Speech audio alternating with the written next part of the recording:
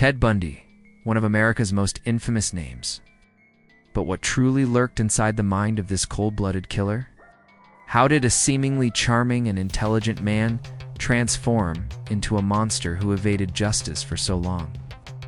Join us as we dive deep into the twisted psyche of Ted Bundy, uncovering the secrets, lies, and chilling motives behind one of the most notorious serial killers in American history.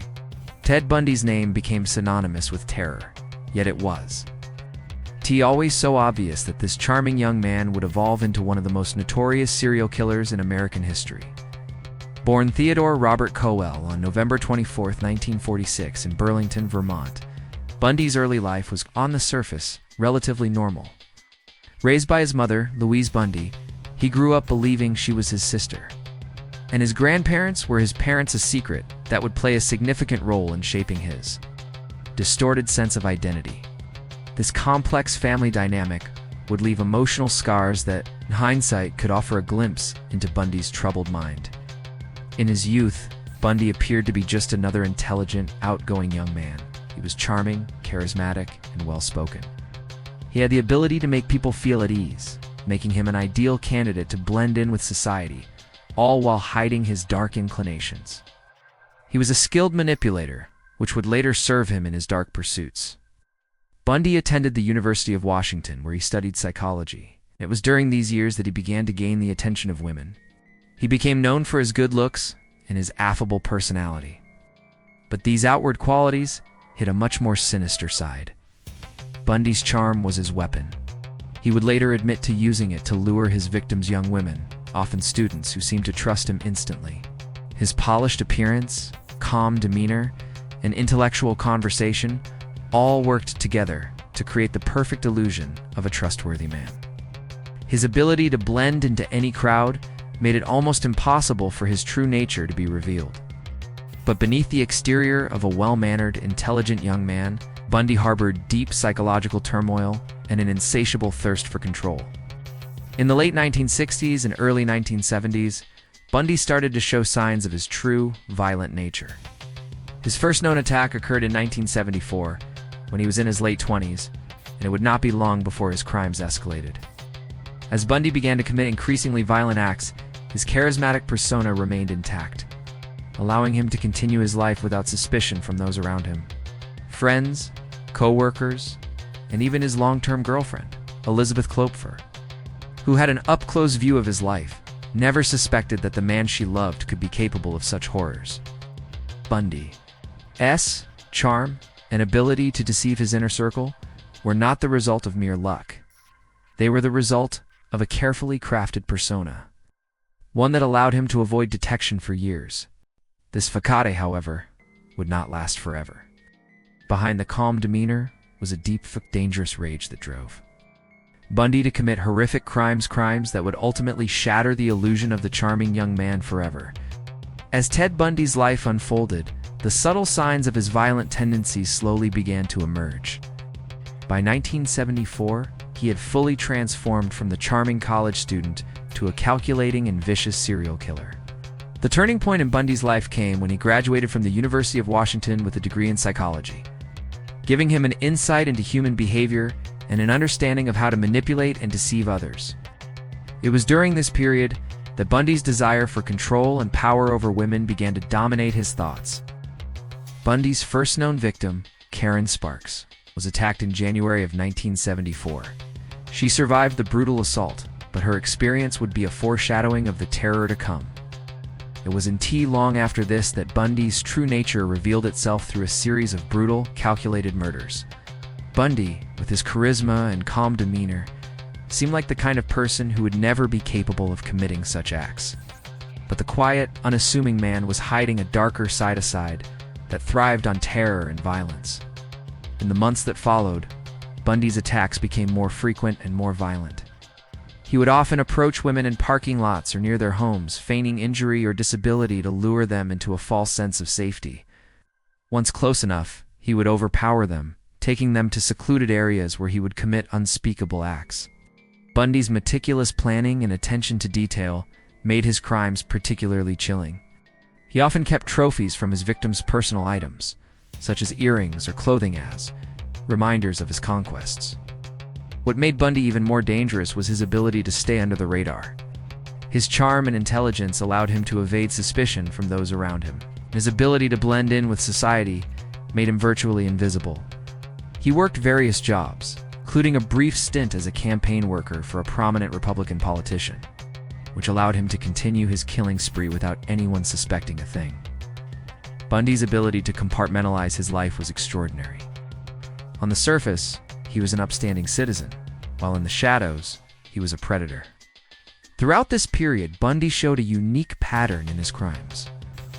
He typically targeted young women, often those who were brunette and wore similar styles of clothing details that became apparent after his arrest. He abducted his victims, often leaving behind traces of evidence that would lead investigators to the grim conclusion that they were dealing with a serial killer. His methodical approach to his killings indicated that Bundy was not acting out of a mere urge to kill, but instead he found satisfaction in the meticulous execution of his crimes. As Bundy's crimes escalated, so did his audacity. He began to taunt the authorities, leaving cryptic messages and sometimes returning to the crime scenes to relive his actions. This was all part of his need to control and dominate, not only over his victims but over the investigation itself. His confidence grew as the investigation failed to catch him, and Bundy, in his twisted mind, began to view himself as invincible. The police, meanwhile, were struggling to put the pieces together. While Bundy was growing bolder and more reckless, the investigators were piecing together a trail of disappearances and mysterious deaths. However, Bundy's ability to hide in plain sight kept him just one step ahead. Ted Bundy's reign of terror might have continued indefinitely had it not been for a stroke of luck, a traffic stop that would ultimately lead to his capture in 1975.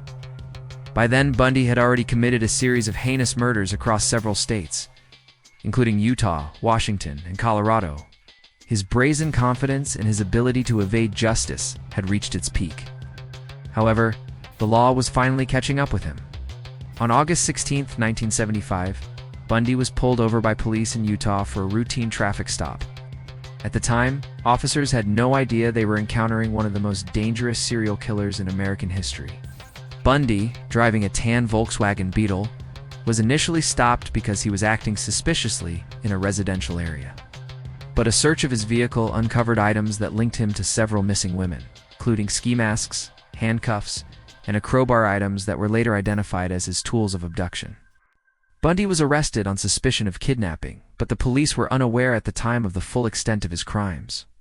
In the wake of his arrest, the investigation into Bundy's crimes intensified. Detectives from various states began to connect the dots, linking Bundy to a series of brutal murders. Bundy's calm demeanor, even in the face of arrest, was unsettling. He denied all accusations, maintaining that he was innocent and that he had been framed. Bundy's charm, however, was starting to falter. With each new piece of evidence that mounted against him, his grip on the illusion of innocence began to slip. Bundy's trial began in 1979 in Florida, where he faced charges for the brutal murders of two young women, Lisa Levy and Margaret Bowman, at the Chi Omega sorority house. The case against him was strong, with eyewitness testimony, forensic evidence, and a growing list of survivors who could identify Bundy. During the trial, Bundy made the shocking decision to represent himself in court. His decision was a reflection of his arrogance and his belief that he could outsmart the legal system, just as he had outwitted the authorities for years. Throughout the trial, Bundy attempted to use his charm to manipulate the courtroom. He made calculated decisions, such as presenting himself as a likable and well-spoken individual, despite the mounting evidence against him. His confidence in his ability to control the situation was apparent, and at times, he appeared to be relishing the attention the trial was receiving. Yet, despite his attempts to manipulate the legal process, the evidence continued to pile up, and his facade was slowly unraveling. Bundy's behavior during the trial was erratic at times. He would often interrupt the proceedings with impromptu arguments, or attempt to turn the case into a public spectacle. Bundy's defiant attitude only served to reinforce the image of a man who was completely detached from reality. He wasn't simply fighting for his innocence. He was attempting to maintain control over the entire situation, even as his world crumbled around him. It became increasingly clear that Bundy was not merely a killer, but someone deeply invested in manipulating every aspect of his life, even when the stakes were his freedom and his life.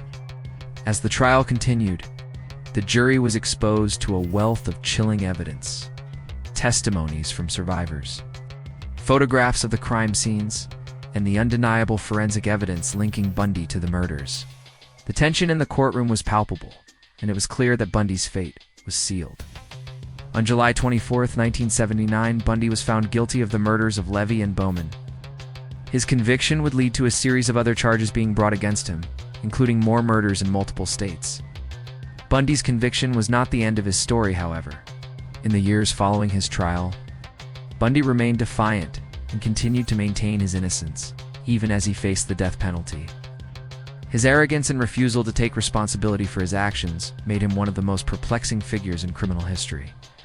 Despite his denial, Bundy's trial and conviction marked the beginning of the end for a man who had spent years evading justice, but who in the end could not escape the inevitable consequences of his horrific crimes.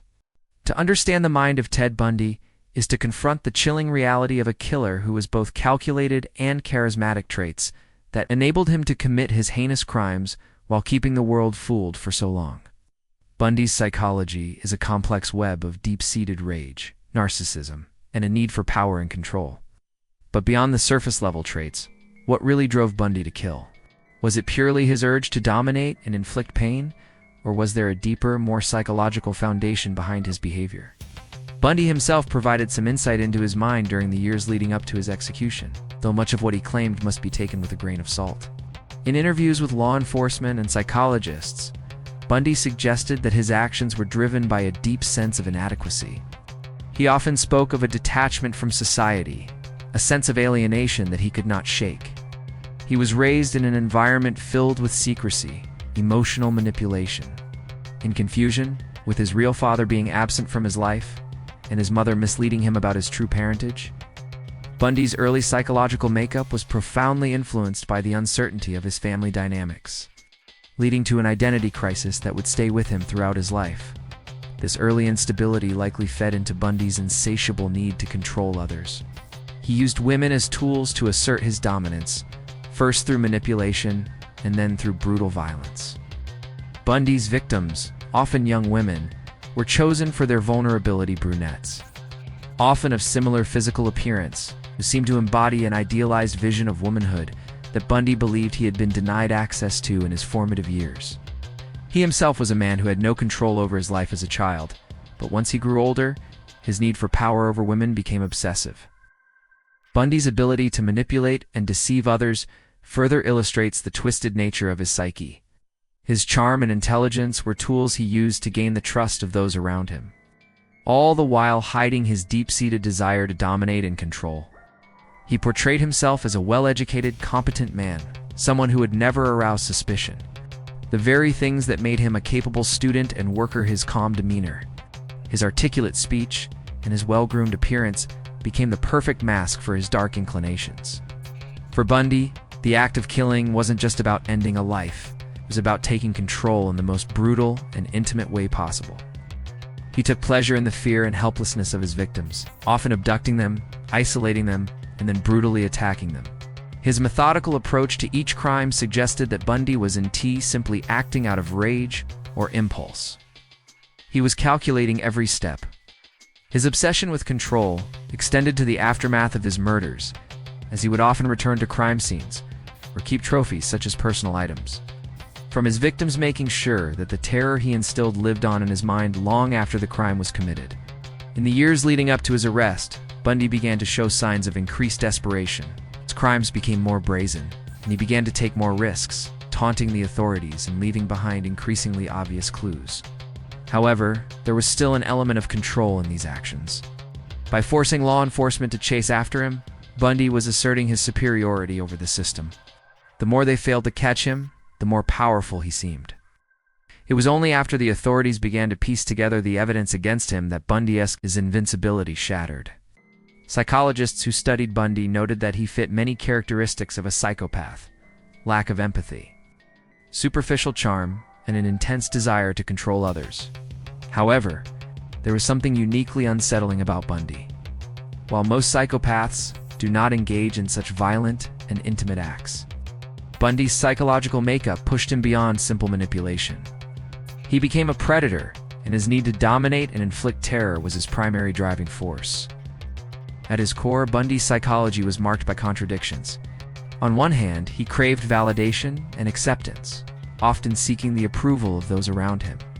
On the other hand, he was deeply resentful of the women he encountered, holding on to a twisted ideal of what they should be. Bundy's complex relationship with women, combined with his deep psychological wounds, created the perfect storm that led him to become one of America's most feared serial killers. Ted Bundy's legacy is one marked by horror, fascination, and a lingering sense of unease. His gruesome crimes, his captivating charm, and his chilling ability to manipulate those around him have left an indelible mark on the history of American crime. But beyond the murders and the trial, what is Bundy's lasting impact on the world? How did he shape the public's perception of serial killers? And how has his story continued to haunt society long after his execution? First and foremost, Bundy's case changed the way law enforcement approached serial killers. Before Bundy, there was little understanding of the psychology behind such crimes. In the 1970s, the FBI was still developing criminal profiling techniques, and Bundy's capture and conviction were pivotal in shaping the field of criminal psychology. Investigators learned that serial killers often display a chilling combination of intelligence, charisma, and a capacity for ruthless violence. Bundy was the epitome of the charming killer, a man who could blend in with society while simultaneously committing horrific acts behind closed doors. Bundy's trial, too, was a turning point. It's one of the first serial killer cases to receive national attention. It brought issues of crime, justice, and the media into the spotlight. Bundy, who represented himself in court, became an even more captivating figure in the public's eye. The media frenzy surrounding his case made Bundy one of the first celebrity killers. His image was splashed across newspapers, and the public became obsessed with his trial. In many ways, Bundy's case was the beginning of the modern true crime media era. His notoriety led to the creation of books, documentaries, and films, many of which continue to explore the depths of his crimes and psyche. But Bundy's legacy is not just about his crimes or the media circus that surrounded them. His story has also raised important questions about the nature of evil and the complexity of human psychology. How can someone so seemingly normal, intelligent, well-spoken, and capable of maintaining relationships commit such brutal acts? Bundy's ability to manipulate those around him, even his close friends and family, forced society to confront uncomfortable truths about the nature of evil. It shattered the assumption that serial killers were easy to identify. Bundy was the ultimate reminder that monsters can look just like anyone. Perhaps one of the most disturbing aspects of Bundy's legacy is the enduring fascination with him. The public's obsession with his charm and intelligence often overshadows the horror of his actions. There is an uncomfortable allure in Bundy's image as a charming killer. His appeal, even after his capture, continues to captivate audiences worldwide. His manipulative tactics and his ability to create an image of normalcy in the face of such evil have made him a figure of both fear and intrigue. Even in death, Bundy's legacy continues to influence the way society views crime and criminal psychology.